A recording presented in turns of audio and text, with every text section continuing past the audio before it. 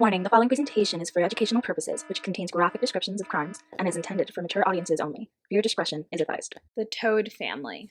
A picture-perfect family of 5, plus their dog Breezy, which was made up of Anthony Todt, his wife Megan Todt, and their 3 children, Alec, Tyler, and Zoe. The Todt family lived in Connecticut, where Anthony and Megan opened a physical therapy clinic, both working side by side in their field as well as volunteer work.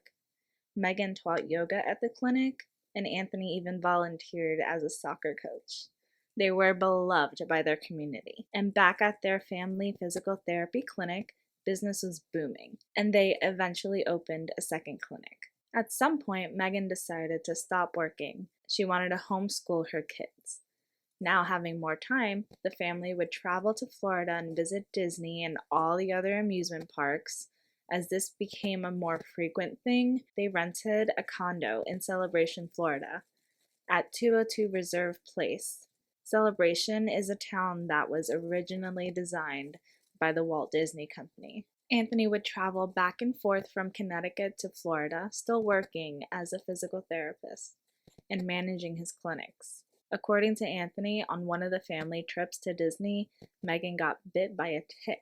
She got very sick and developed Lyme disease. Due to this, Megan became depressed and she began researching natural remedies and holistic medicine to heal herself. Anthony also mentioned some neurotic behavior. Megan was believing the end of the world was approaching. Meanwhile, back in Connecticut, unbeknownst to the rest of the family, Anthony had sparked an FBI investigation. It was discovered that he was billing Medicaid and other insurance companies for services he'd never provided, as well as taking out multiple loans in New York and never paying them back, pocketing the extra cash for bills and more family vacations. Anthony was over $100,000 in debt. When confronted by police in Connecticut, Anthony proclaimed his innocence and said there had to have been some sort of mix-up, joking with investigators and making light of the accusations. He said he'd make a trip back to Florida and collect any paperwork that could have possibly caused the mix-up. From this point on, the family wouldn't be seen, and no one could get a hold of Megan. Anthony would tell his sister they would not be around for the holidays because everyone was sick with the flu. But as more time passed, family members began to worry. On December 29th, Anthony's sister made a call to 911. I'm wondering if somebody can do a wellness check on my brother and his family. They've been really sick for probably like the past week and a half, and I can't seem to get a hold of them. Investigators would arrive at 202 Reserve Place to conduct a welfare check. With the lights off and no one answering the front door, investigators assumed the family was just not home at the moment, so they left. On January 10th, Anthony's sister called again. Hi, I don't know who I need to speak with. I'm curious if I can have a wellness check done. I had actually called on December 29th, and I had an officer go out because I was concerned. My brother and his family, they had all been sick. There's actually been more developments. There's actually an active FBI investigation that's happening up here in Connecticut. And I just in conversations with my sister, my sister-in-law was making a comment about, and we just kind of put it all together, about basically the world ending on the 28th, and nobody has talked to them. And on January 13th, police and FBI went to the house again with intentions of arresting Anthony for healthcare fraud.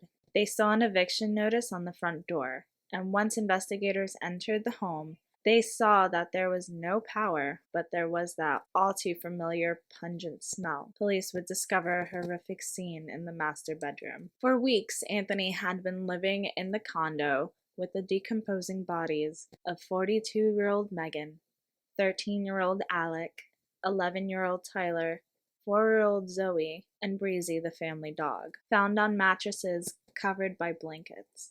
The family had been drugged with Benadryl, multiple stab wounds were found, and there were signs of strangulation. Anthony drank an extreme amount of Benadryl as an attempt to take his own life. He was taken to the hospital, survived, and later confessed to the murders. How do you feel right now?